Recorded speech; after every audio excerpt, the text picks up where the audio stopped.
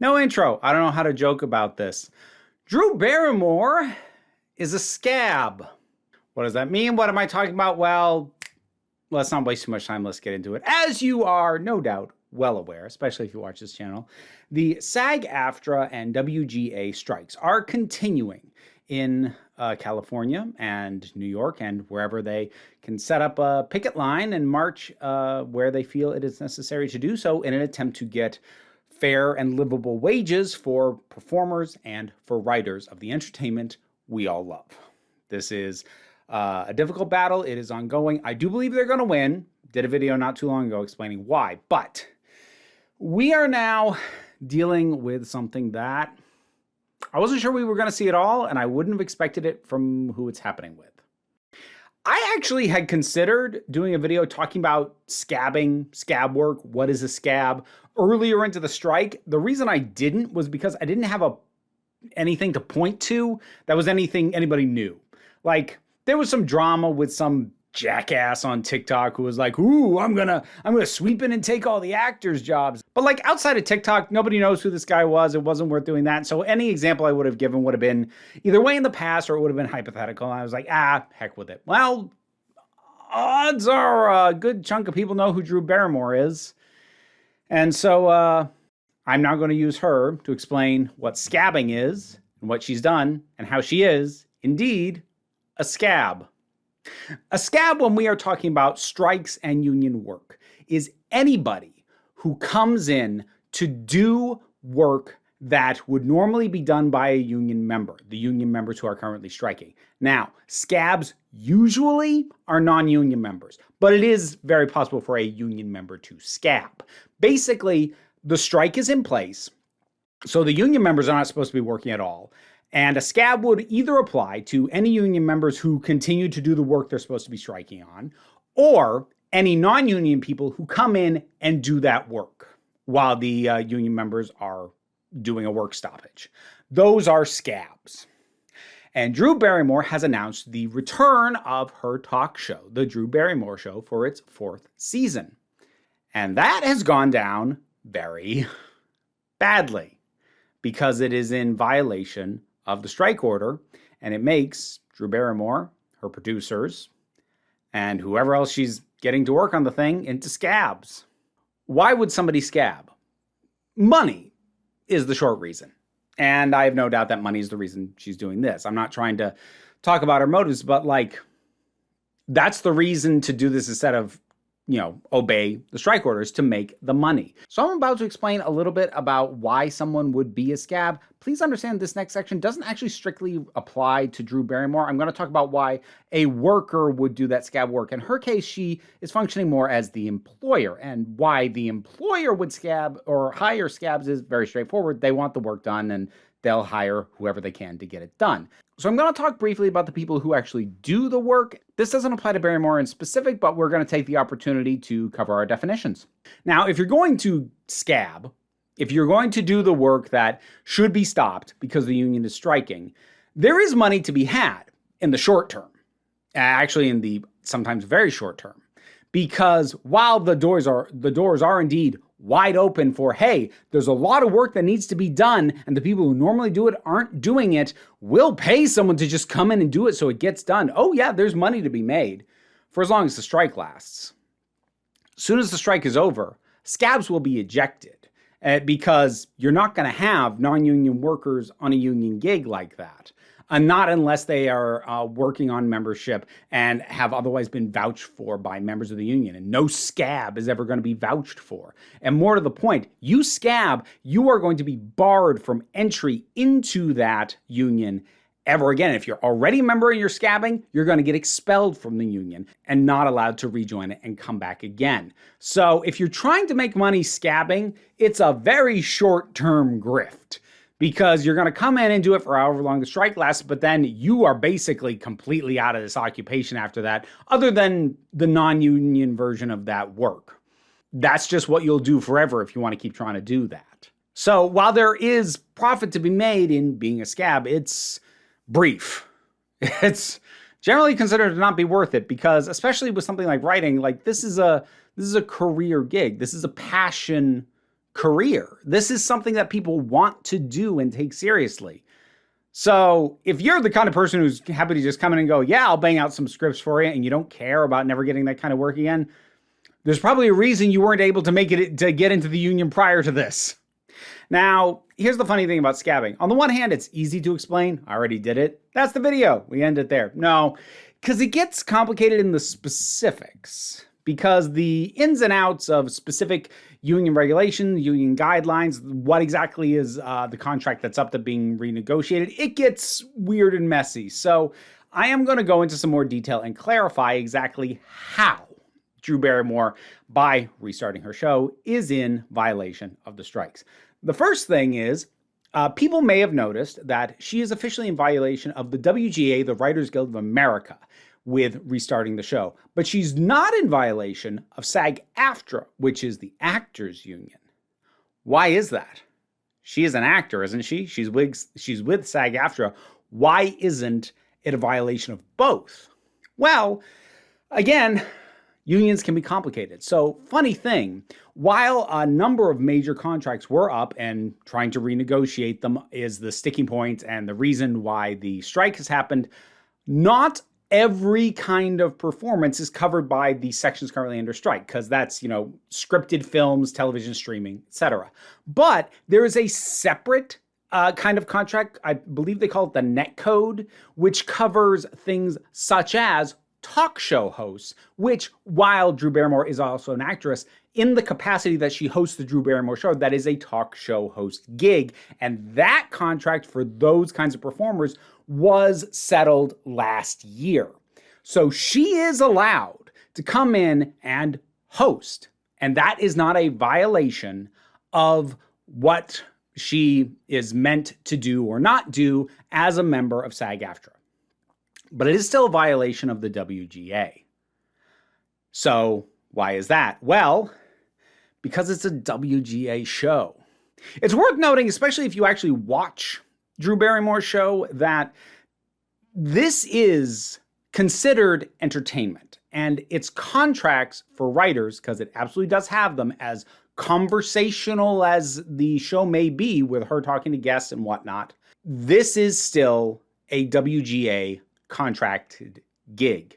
Now, an interesting comparison that's worth bringing up, this was brought up on Twitter. There's actually a fantastic Twitter thread. I will link to it in the description that goes into a lot of this in more granular detail if you want that. But in short, to make a comparison to something like The Today Show or Good Morning America, which are continuing, while those structurally bear a lot of similarities to Drew Barrymore's show in terms of like sitting down, talking about events that have happened, the news of the day, bring somebody in to talk about a thing, structurally they are very similar. They are handled under separate contracts because the people who do those shows are journalists. Journalists have a different union. They are not striking. Talk shows such as Barrymore's, because she is not a journalist, it's not a news show, and she is not employing journalists, it is being handled under WGA contracts. So regardless of how it might resemble a news show that is being allowed to continue in structure or even in substance, the nature of who is making it and the unions that the people who have worked on the show have been in make it a WGA show. And it is also a struck show. It is under the strike order. Now, Barrymore has said she is going to start up regardless, and she seems to be aware that there are going to be consequences of this. I don't think she will reverse course between when I shoot this and when it goes up, but I wouldn't be shocked if she backpedals within the upcoming weeks, but I don't know. We'll see. Hey, it's Vera from the editing phase. So she didn't back down, but kind of the opposite happened. There are now rumblings of other shows such as the Jennifer Hudson Show and The Talk that may also resume in violation of the strike order. So rather than being a case of the backlash getting her to back off, we might actually have a bit of a David Zaslav situation where he got held responsible for the failure to release the Batgirl movie and a bunch of stuff being taken off of the Max streaming service that now can't be accessed at all. And despite all of the outcry that happened, other streamers basically took it as a cue of, oh, somebody else broke the dam on this, now we can just do it too, and we don't have to take the heat of being the first one. Not what I expected to happen, but it looks like where we're going. But she basically... We launched live in a global pandemic. Our show was built for sensitive times and has only functioned through what the real world is going through in real time. That's a nice sentiment and all, but that has no bearing on the fact that it's still a struck show. Now, as I said, this is a show that normally has WGA writers involved. And so you might be wondering, well, okay, if she's not bringing in non-union writers to do the writing and they're putting on the show anyway, is that still a violation? Like how? Well, somebody's doing writing. There's a teleprompter. There are notes. There's information gathered and provided to Barrymore to be able to host and do the show. That is WGA writing. Not all forms of WGA writing is a movie script. And so whoever is doing that is scabbing, whether it be Barrymore herself, her producers, other executives, some random person they pulled in off the street. Whoever's doing it is scabbing. And Drew Barrymore making the decision to move forward in that fashion is scabbing. Now, she's going to be in pretty severe trouble, whether she's the one actually doing any of the writing or not. She's going to be in even bigger trouble if she is. But even if the writing does not notably suffer on the Drew Barrymore show, it's still now a scab production. And whoever's doing the writing, which may or may not come forward, I strongly suspect that no one will be credited with it, but that doesn't mean it isn't happening. It has to be, because literally anything written down as notes, commentary, monologue, the teleprompter, whatever, that's writing. That's what's not happening. So whoever's doing it, yeah, if those names ever get found out, they're in big trouble. Again, I suspect it might well be Barrymore herself and or some of her producers. But then that brings us to who else gets in trouble for this? Because the main thing that, the main retaliation point is going to be whoever's actually doing the scabbing, which is, the people doing the writing. Now, what happens to Barrymore and the rest of things after this? It's hard to say. There is a potential for her writers to not come back or for the union to not certify the show in future and to say to its members, no, that's not a cleared gig. Will they take it that far? I don't know. But actually moving forward, I think was honestly just a huge mistake. Because there's been people who've talked against the strikes. Steve Amell had some not great things to say about the strike, and he has basically been on the apology tour ever since.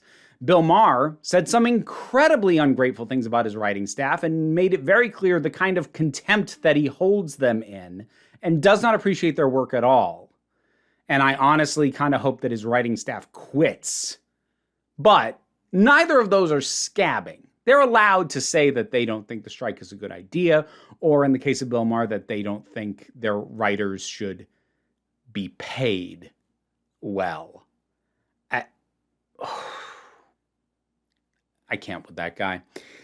Anyway, they're certainly allowed to say that. And while it may get frowned upon, and while their their ties to those unions might be strained and they might get a private reprimand, they can say these things. But actually moving forward with the production, actually going, you know what? You said that we can't do this. Well, I'm going to do it anyway. It's the arrogance of that to think that you are somehow so special and so exempted from what it is that is going on. We have navigated difficult times since we first came on air. And so I take a step forward to start season 4 once again with an astute humility. All right, I'm going to say something and then immediately retract it. To Barrymore's credit, she is saying she's going to format the show in a way that sort of goes along at least with SAG-AFTRA's guidelines. I own this choice. We are in compliance with not discussing or promoting film and television that is struck of any kind. Now, I said that is to her credit. I'm now immediately going to retract that because I don't think that's being done out of genuine solidarity. Because if she actually had proper solidarity and was supporting the strike, she wouldn't be screwing over the Writers Guild. She is showing that either she has no respect for either union, but just knows how to claim she's doing good by at least one of them, or it shows that she only has respect for the actors union, and because she is allowed to still host, she is showing her utter contempt for the writers union. It's one of the two. And I suspect that the way that she laid it out in terms of saying like, and we're going to go with guidelines and like all these things, and I'm familiar with the guidelines. They're what I'm going by in terms of avoiding promotional stuff. And for a talk show, that's a very relevant thing, because a very standard bit on a show like hers would be to bring in the stars, the directors, talk about the movie. Like, saying she's not going to do that, it would be following union requests and guidelines for a talk show, except the show itself is struck because it is produced by a subsidiary of CBS along with Barrymore's own production company and broadcasts on CBS. And CBS is a struck network. It's a struck production. It's a struck show. You don't get to do this. It doesn't matter how what you do differs from what other people do, or why, you think, well, we've gone through all these tough times, or like, well, I'm going to do it myself, or whatever rationale you have for why you think it's okay. It's not.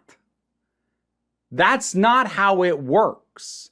Struck work and a struck show means that work that is being struck, in this case, the writing, doesn't happen. And if it does, regardless of who does it, that is crossing the picket line. That is hiring, and enabling scabs. I thought I was going to have more to say. Turns out to not be that much. It's actually pretty astonishingly straightforward. Given how quickly Stephen Amell had to backpedal, granted he's not as big a name as Drew Barrymore, but given that and the backlash and the fact that the WGA itself has come forward and made it very clear this show is struck, and add to that, some people actually picketed directly outside a filming of the show. Some audience members who were in there, they were removed by security because they were wearing pro-writers strike t-shirts. So far as I am aware, at time of recording, they did not cause a disturbance. They simply were wearing those shirts, and they were removed. How much the writers union can retaliate directly is kind of unclear, at least to the show overall, because it's any contract with it will be covered under whatever is eventually negotiated between the WGA and the AMPTP. But this is costing her an awful lot of respect, definitely a ton of it within the industry and even from outside of it, because a lot of people have thrown a lot of support, even if it's only just saying we are behind this, behind the strike. And to see someone like Drew Barrymore just go, oh, well, I'm going to keep doing my show. It's okay, though. No, you're not special. You're not exempted. The things that are allowed to move forward are things from smaller studios, independent productions who have made their own specific deals and have set their own contracts with the WGA and SAG-AFTRA. But the studios covered by the AMPTP, which CBS is, doesn't matter how nice you are, doesn't matter how much people love your show, it doesn't matter how good your intentions are or whether you're just trying to, make everything bright and happy and help people through hard times. It doesn't matter. I want to be there to provide what writers do so well, which is a way to bring us together or help us make sense of the human experience. It's just disappointing. Drew Barrymore, what are your thoughts on all this? She's a scab. I'd normally like caveat that with asterisks and like an allegedly. Like, no, she's flat out said she's continuing the show. She's crossing the picket line. She is. By definition, she is. It's one of those things where there isn't a lot, nearly as much nuance as it tends to be going into this, but I just had to get this off my chest. What are your thoughts on this? Whatever they are, drop something down in the comments. Let's talk about it. Patreon pays the bills, enables me to do this as my living. Even if you can't help me out that way, like, share, subscribe are also a big help, but don't worry too much about it. What I really want you to remember is that you are beautiful, you are valid, you are loved. You are the council. I am just running the meetings, and until next time, this council is adjourned. Shout out to the patrons who helped make this possible. In particular, I want to thank Robin Moore, Zubin Lutfola, Goddess Elida, Tarak, the thing that goes doink in the anime, Ruth, Oliver B, Solitary Pictures, Ulrich Bogdan, Melinda Walters, Jen, Auntie Kate 808, Becky Sparks, Fernabilax, The Poodle, Robin Powell, T. Love, Tracy Scrappett, Angry Casperl, Dave Hall, and Rosalind Bennett. There's being able to hear me try and pronounce your name, plus a whole bunch of other rewards in the Patreon. You can check out the tiers, but if you're already on the list, thank you so much.